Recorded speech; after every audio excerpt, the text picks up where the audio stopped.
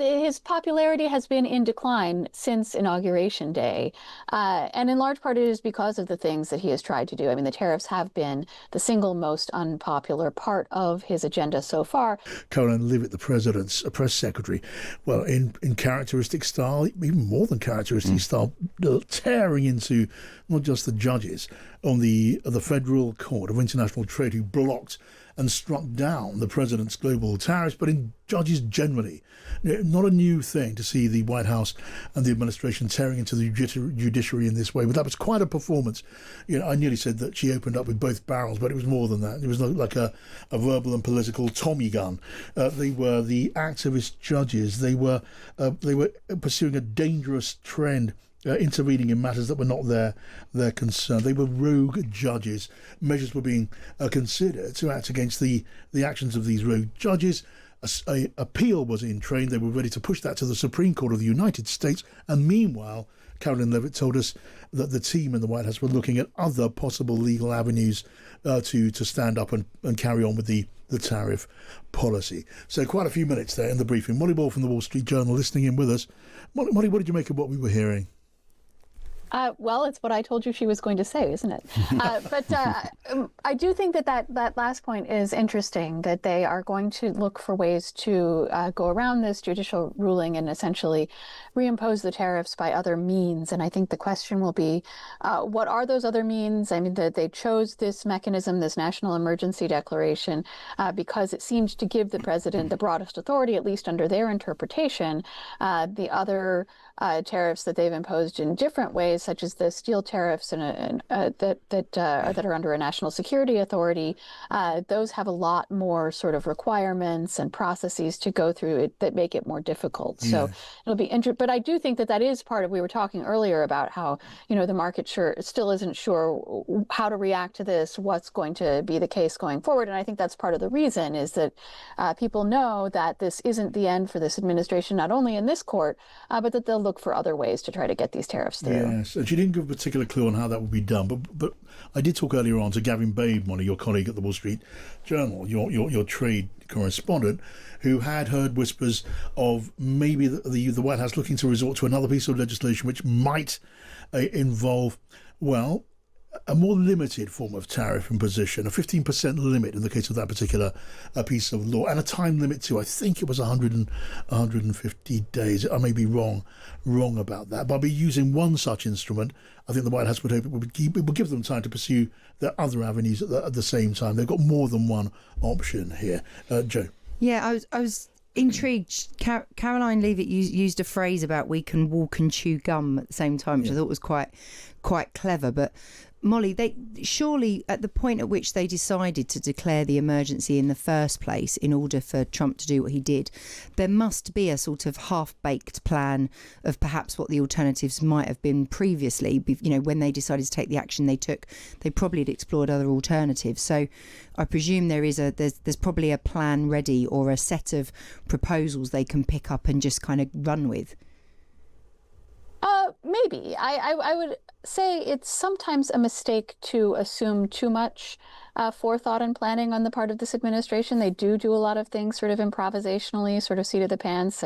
You remember when those Liberation Day tariffs were first announced, with those sort of perplexing numbers and the formula that had been a sort of back of the napkin exercise that didn't actually reflect a lot of deliberation. There's a feeling within this administration that type of procedure just gums up the works, and better to act and be bold and decisive. So I don't know if they have a backup plan, or certainly what it is. If I did, I would be reporting it. But they have done a lot of clever lawyering in this administration, and that's by finding the authorities that they think they can make an argument for.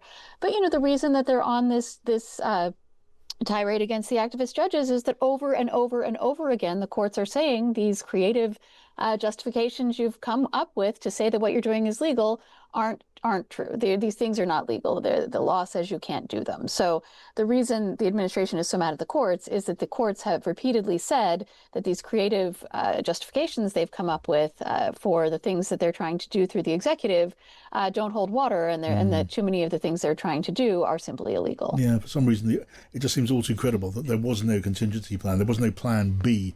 The image just swam into my head of a gigantic bumper car in a fun fair, just barreling forward, and when it hits an obstacle, just stays there, stops there dead until it decides to reverse and try something completely or someone different. just runs round and pushes it a bit harder to try and get it through. Gives it a kick on the side. No, let's go there definitely. instead. Let's charge at that wall over there. Kevin.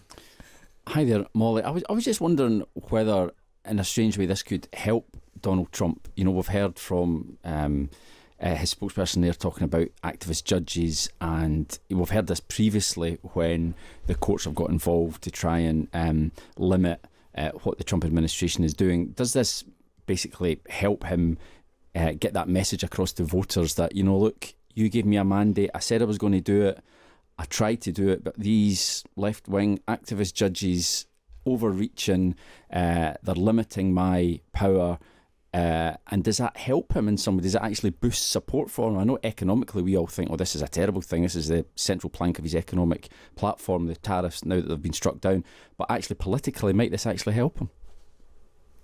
Well, I don't know how we would ever find out, given that he's not allowed to face election again. You know, Trump is not going to be on the ballot. His popularity has been in decline since Inauguration Day.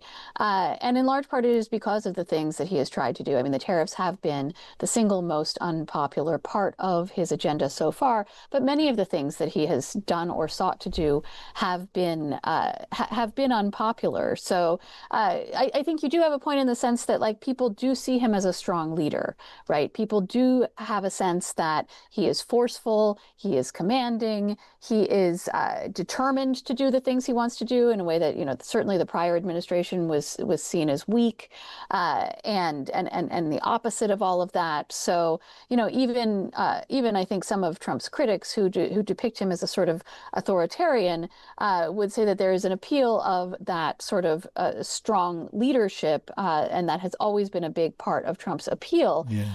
But are voters more, pleased that Trump is trying to do these things so aggressively, or relieved that the tariffs, which again voters didn't look favorably on, are not going to actually happen?